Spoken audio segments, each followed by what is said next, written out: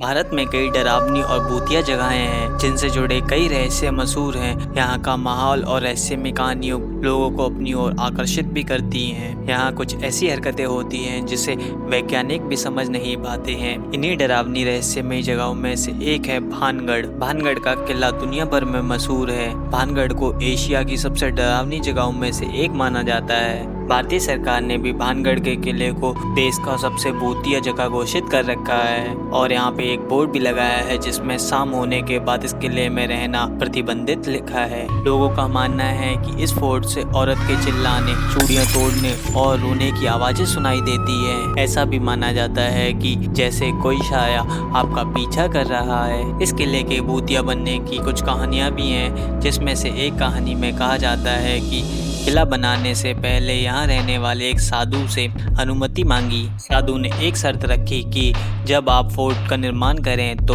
किले की छाया मेरे घर पर नहीं पड़नी चाहिए। लेकिन ऐसा नहीं हुआ और किले की छाया साधु के घर पर पहुंच गई। इस बात से साधु नाराज हो गया और उसने श्राप दिया कि जिसके बाद भानुगढ़ किला पूरी तरह से बर्बाद और भूतिया किला बन गया।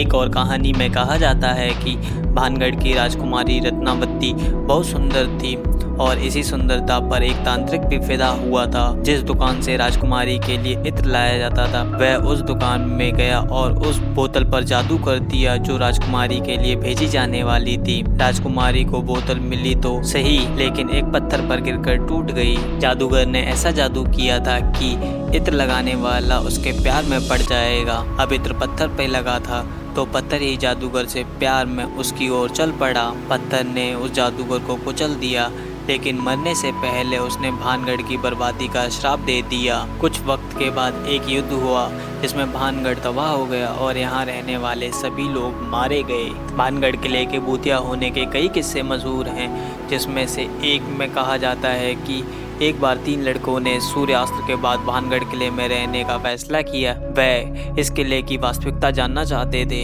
लेकिन उस शाम कुछ ऐसा हुआ कि एक लड़का कुएं में गिर गया। किसी तरह अन्य 2 ने उसे बाहर निकालकर जान बचा ली। सभी भानगढ़ से निकलकर भागे, लेकिन इस दौरान तीनों की सड़क दुर्घटना में मौत हो गई। इसी तरह के किस्सों के बाद भानगढ़ के किले के अंदर रहना पूरी तरह से प्रतिबंधित कर दिया गया है।